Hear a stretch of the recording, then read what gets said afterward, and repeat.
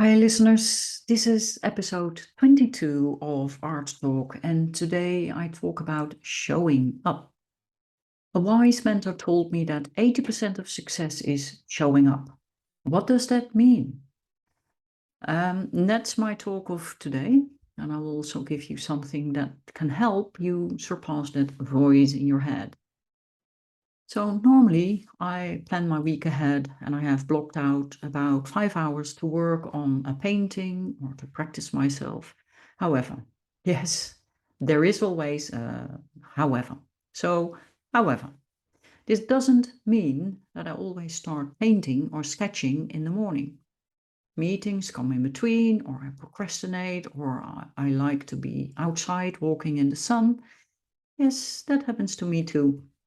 But there is the thing. When you look at people who are really successful at what they do, you see that they show up, even if they do not want to. I follow my artist pal, Kelly Folsom, and she keeps growing, keeps working on her art and her art business. And she doesn't know, but I see her as my art business mentor. And by the way, her book on still life is awesome. So while studying music, it was kind of a way of bragging by students who were seen as great, telling that they hardly studied.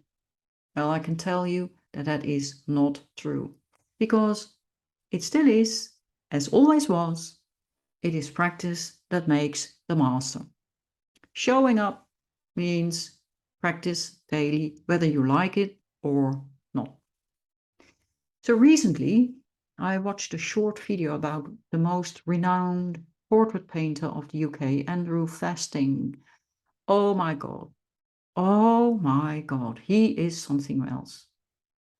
He said he always told youngsters who said they wanted to become a painter to never do it. When they do anyway, they apparently show enough passion and willingness to learn and grow. I don't know if that's the best way to inspire, although sometimes it works. And especially with those who have a growth mindset. You can't stop them, even if you want to. Those with a fixed mindset, however, will drop off. Hence, that 90% drop off. So he said that being an artist is hard work. It is, as he said, a 9 to 5 job. And many think that it's being an artist is having fun with your arms in the air, being free, sleep in, do a bit of work, sit in the pub and talk about what you are going to do to end up going home drunk or never have done anything. That, my dear listeners, is not the life of an artist. Especially not when you take yourself seriously and also when I want to have an art business. Nevertheless, we all have moments we procrastinate, and it makes starting even more difficult sometimes.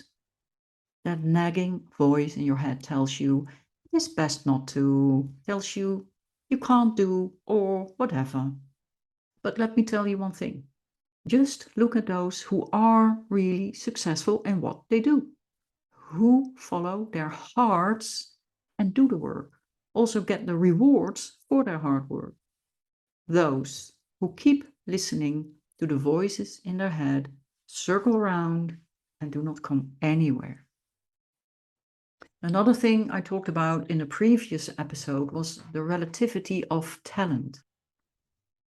Also, art is not just a God-given artistic ability. Just like any other topic, it is the effort you have to put into. I hear you. What do you do when the voice kicks in? Well, from my dear mentor, Dr. Libby Kamkaran, I learned to surpass this with the following. Stand in front of a mirror. Put one end on your heart, the other on your plexus solaris, solar plexus. Look into your eyes and say, thank you for bringing me here. I love you and I forgive you. This helps a lot. because you are not the voice in your head at all, meaning that procrastinating is kind of a fear of starting, and somewhere in your head you're afraid it either will not work or you can't, etc. One thing though, the past is gone. The future hasn't happened yet, and you are in the now. Perfectionism does not exist. You really need to love the journey. Practicing something you think you can't is teaching you that at one point you will find out you actually can. So if the voice in your head tells you that you can't learn how to paint or draw a self-portrait, it is lying. In addition to what I learned from Dr. Libby, I added the following. I look into my eyes in the mirror and I have this conversation. The voice in my head says, nah, you can't. I say, yes, I can. The voice in my head says, stop changing me. And I say, I won't. I am in charge. The voice in my head says, won't work. And I say, it already does work. The voice in my head says, I don't want that change. And I say, I will do it anyway. The voice in my head says, I don't love you. And I say, I love you with my whole heart, and I will keep growing. Thank you for sharing, voice in my head. So, I've just one thing to add. You are never ready. And me too. I am the forever student of my own art practice, of the portraits I make. That is how I continue to grow. And so can you. So my question to you is, what is your voice telling you about creating art, creating portraits, self-portraits in particular? Let me know in the comments. I really look forward to your comments. And if you feel that you can't, go to my website, scroll a bit down and sign up anyway to get notified when I start. If you think I can and I want to grow, you can do the same. Go to my website, scroll a bit up till you see get notified, because I only have 8 places left, meaning you have to be quick. It is awesome. It is fun. It is giving you confidence.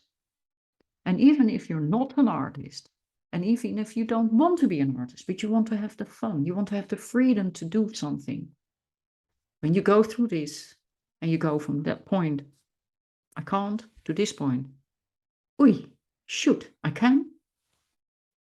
You know you can take anything in life.